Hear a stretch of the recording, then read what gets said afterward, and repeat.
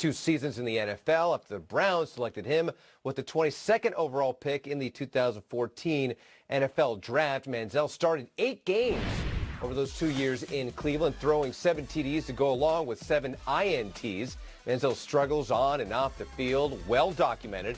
He joined the Dan Patrick Show on Wednesday and says the Browns should have seen the warning signs before drafting him. If Cleveland did any of their homework, they would have known that I was a guy that didn't come in every day and watch film. I was a guy that didn't really know the X's and O's of football. I played in a spread offense. So when I get to Cleveland, you know, I have a quarterback in the room with me that's not helping me. And it's not really his job too, but nobody was there like helping me go over the X's and O's, and it was hard. I struggled. Elsewhere, another player that has had issues on and off the field is Giants cornerback Eli Apple. He was suspended for 1 game after a confrontation with coaches. Apple also had run-ins with Landon Collins, but with a new coaching staff in place, it's a fresh start for Apple. New defensive coordinator James Bettcher says when all players report on Monday, it's day 1, and they all have a clean slate. And in an interview with the New York Times, Patriots wide receiver Julian Edelman revealing how he may have helped prevent a school shooting. Someone commented on his social media that he was going to shoot up his school. It was pointed out by an Instagram user. Edelman's personal assistant saw it and told Edelman. They, in turn, contacted authorities and police in Michigan, tracked down the user, and detained a 14-year-old who admitted to making the threat. Edelman said the real hero here is the Instagram user who notified him about the comment in the first place. Edelman added they are going to send this kid a care package. Needless to say, a scary story when you see it broken down in its entirety. Also, it is just a reminder to everybody out there, you see, hear something that is suspicious, report it to the authorities right away. Unbelievable story. Great stuff from Will Selva. Love having you here on the show, filling us in on everything going on coast to coast. Now, the 2018 NFL Draft, it's 21 days away, and college pro days wrap up this week, but not before a huge turnout at LSU yesterday. Our Mike Mayock was down in the Bayou to recap all of the action from Baton Rouge. Take a look. Pro Day in Baton Rouge, and the entire NFL shows up, and the players showed out. Let's start at the top. Derrius Guice. What he needed to show today is that he's a 3-down back. He only had 32 career receptions. He spent most of the running back drills lining up all over the field as a wide receiver, slot, running back. His point was, I've got natural hands and I can run routes. I think he proved his point today and helped himself. Natural hands, he can play all 3 downs. Now, Arden Key is an interesting conversation. As talented a natural edge rusher as there is in this draft. 6'5", 238 pounds. He tells me he'll play between 245 and 250.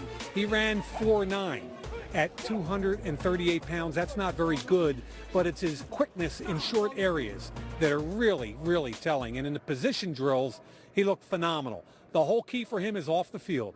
Man, you got to evaluate him. Remember, Randy Gregory was a first-round talent, went in the second round, and pretty much has disappeared from sight because of off-the-field issues. There are similar concerns about Key.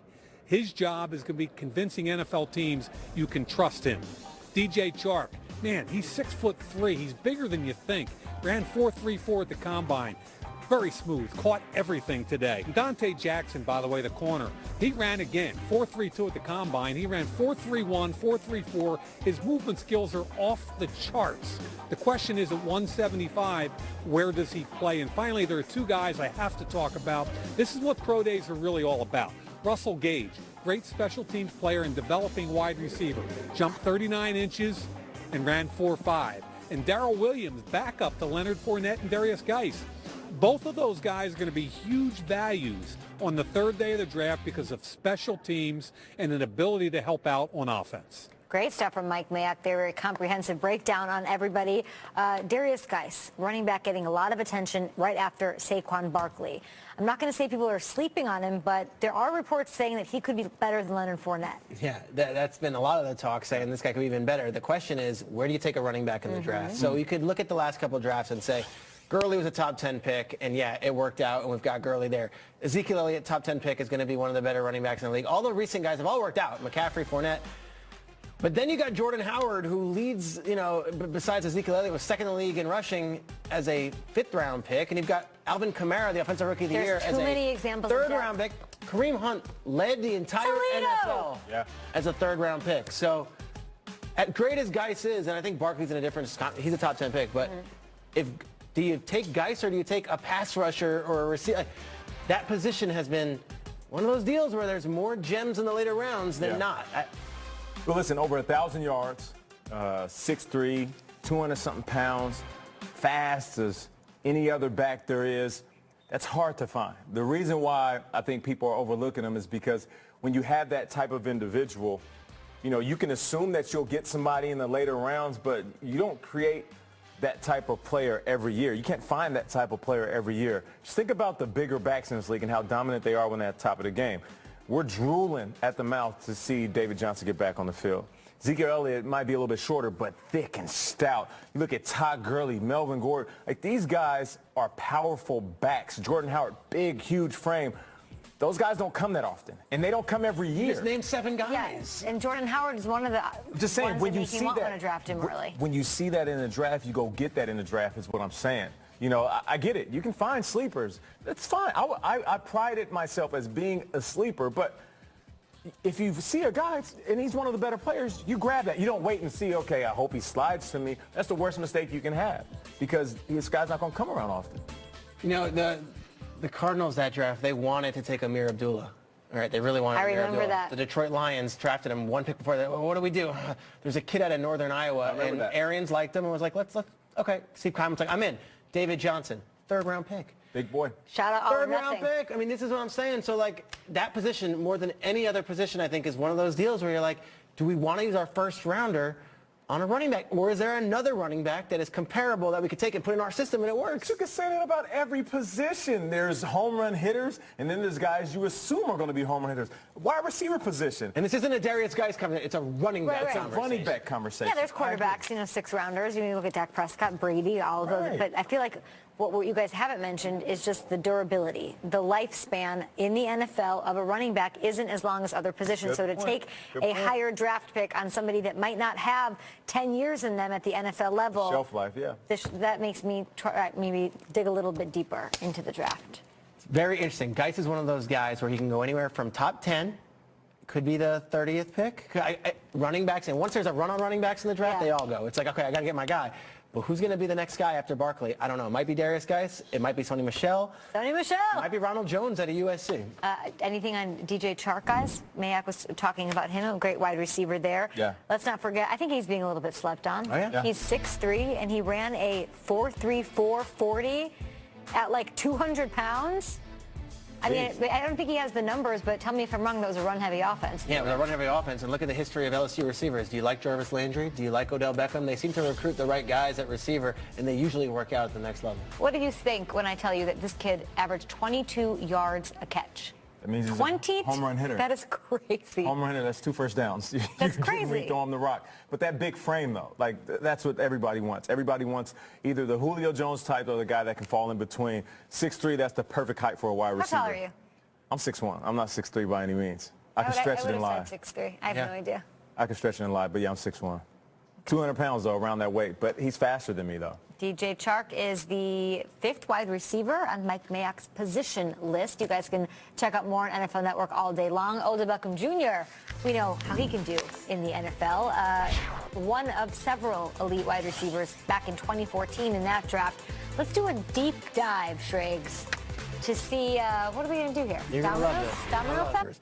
On Tuesday, we saw Dalvin Cook and Alvin Kamara tweeting about things that were said on our show. Rookie running backs from a year ago, they have a relationship. Ryan Leaf, meanwhile, 1998, has a relationship with Peyton Manning. Rick Meyer always tied to Drew Bledsoe as quarterbacks, and Marcus Mariota and Jameis Winston will forever be pitted against each other. They were the 1st and 2nd picks in their draft. There's perhaps no more prolific group of players in recent history at one position from one draft, though, than the 2014 NFL Draft wide receiver group. In the last 3 weeks, these guys' lives and careers have all impacted each other. Let's go through all of it right now in a segment that I want to call Draft Class Domino. Hey, Draft Class Dominoes! It all starts with Mike Evans, the Buccaneers' 7th overall pick of the 2014 NFL Draft. He was given a 5-year, $82.5 million extension on March 9th.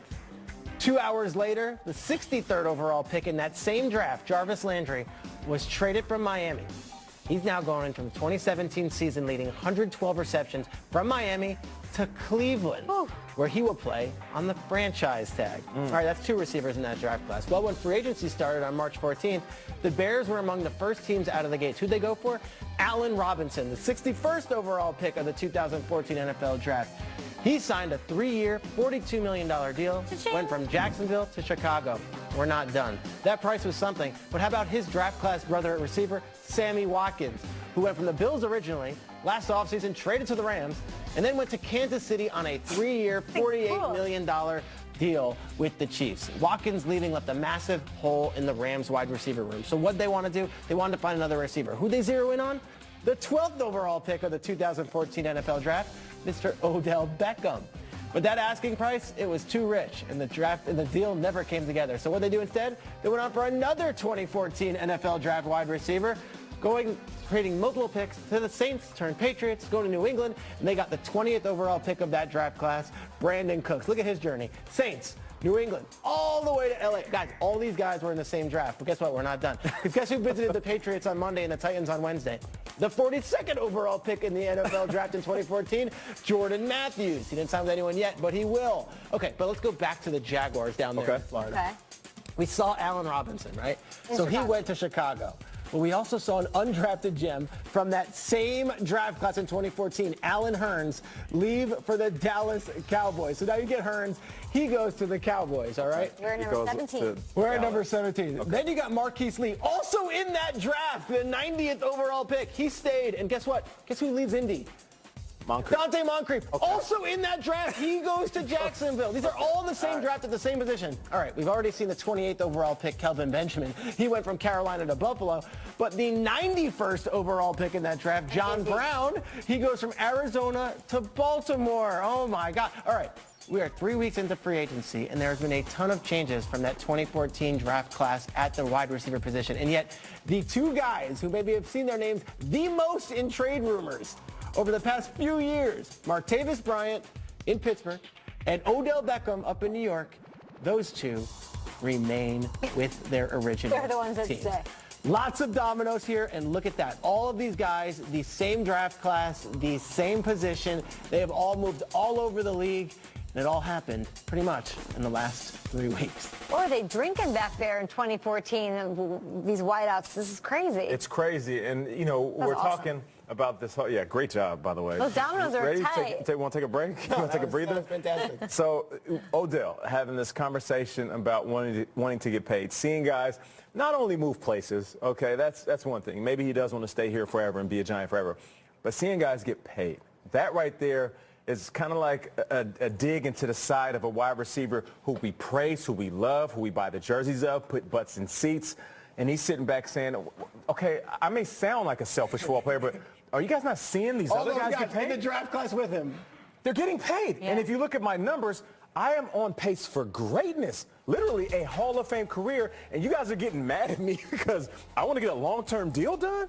No, I'm not mad at Odell for that. Okay, so riddle me this. Going into the 2014 draft, was it, oh my God, there's so many wide receivers. This is going to be the most epic wide receiver class of all time. Tell me about what it was? Tell me about what the vibe was going into that It draft. was Mike Evans was really good, but Johnny Manziel might have made Mike Evans. It was Odell Beckham. He was, I don't know, it was kind of a one-hit. We're not sure what he is. Allen Robinson, great numbers at Penn State, but he's not a first-round pick. That's all of crazy. these guys. The only player that I remember everyone was saying was this crazy talent was Sammy Watkins. That was the guy. He's a top 5 pick. The Bills traded up. But when you go through the names, it might be the greatest draft class ever at any position. When you've got Cooks, Watkins, Beckham, Robinson, Lee. Obviously, Martavis Bryant was a late-round pick, but he's had a really good career when he's on the field. All of these names all together. And then you got those second-tier guys like Moncrief and John Brown who have had nice careers. It's a wild, wild group of guys, and they've all been changing spots, swapping for each other. Amazing movement from the 2014 wide receivers. So really, you never know how it's going to shake out. You don't.